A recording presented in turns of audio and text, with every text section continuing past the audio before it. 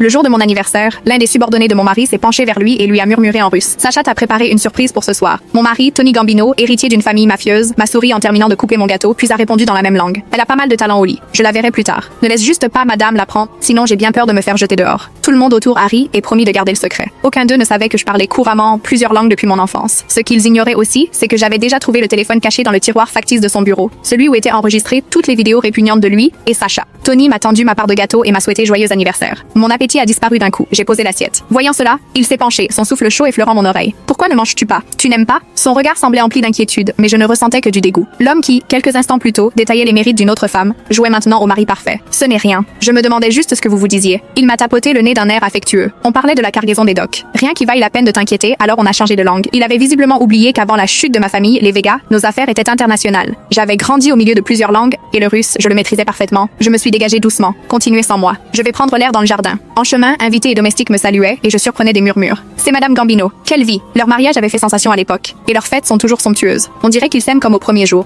Quelle femme ne voudrait pas être à sa place? Autrefois, ces mots m'auraient touché. Aujourd'hui, ils me blessaient. Personne ne se doutait que celui qui était censé m'aimer le plus m'avait déjà trahi. Le mois dernier, j'avais découvert ce téléphone sans mot de passe, caché dans son bureau. La galerie était pleine de photos et de vidéos de Sacha Arden, des scènes intimes, prises dans des chambres, des hôtels du monde entier. Dans l'une d'elles, Tony lui tenait le menton en riant. Tu es bien plus excitante que la poupée rigide qui m'attend à la maison. Une poupée. Voilà ce que j'étais pour lui. J'avais tout remis en place, et grâce au dernier contact qui me restait des Végas, j'avais commencé à préparer ma sortie. Mon téléphone vibra. Un message. Mademoiselle, votre nouvelle identité et vos comptes suisses sont activés. Votre vol pour dans 3 jours est confirmé. J'hésitais un instant, puis répondis mentalement à la question que je n'avais pas osé poser à voix haute. Il y a 5 ans, après le massacre des miens, Tony m'avait recueilli. Il était devenu toute ma famille. Aujourd'hui, c'est lui qui me poussait à disparaître. Effacez toute trace de moi ici. Êtes-vous sûr? Une fois fait, Claire Vega n'existera plus du tout. Si Monsieur Gambino cherche à vous retrouver, il ne cherchera pas. Il est déjà là de moi. La communication venait de se couper quand une ombre me couvrit. Je me retournais. Tony me regardait, attentif. Qui ne te cherchera pas? J'éteignis calmement mon téléphone. Une parente éloignée qui s'est fait trahir par son compagnon. Il étudia mon visage, puis, rassuré, m'attira contre lui, posant son menton sur ma tête. Ne t'inquiète pas, je serai toujours là. J'écoutais les battements de son cœur, ce rythme que je connaissais par cœur, mais qui m'était devenu étranger. Et si un jour tu me trahissais? Ses bras se resserrèrent aussitôt, presque à me faire mal. Il n'y a pas de si. Tu es la seule que j'aime. Je dis si. Il se tut, puis sa voix se fit douce, cruelle. Alors punis-moi. Fais-moi te chercher jusqu'au bout du monde sans jamais te retrouver. Tu es ma seule faiblesse, ma raison de vivre. Sans toi, je ne suis rien. Je souriais mais sans joie. Cette punition, je l'avais déjà prévue. Dans 3 jours, il supplierait pour me revoir et tout son monde s'écroulerait. Monsieur Gambino, ce que vous avez demandé est prêt. C'était Sacha, mon assistante personnelle et sa maîtresse. Elle portait un uniforme de serveuse, tenait un plateau, l'air humble et professionnel. Rien de la femme déchaînée dont il avait parlé plus tôt. Tony hocha brièvement la tête et la congédia. À voir leurs gestes si bien accordés, je ne ressentais que du dégoût. Sans ce téléphone caché, j'aurais pu croire encore vivre dans un conte de fées. Soudain, il me couvrit les yeux de sa main. Ferme les yeux. Ta surprise arrive. 5, 4, 3. Quand il retira sa main, il n'y avait ni feu d'artifice ni fleurs. Un de ces hommes se tenait là, à genoux, présentant un écrin de velours. À l'intérieur, un pistolet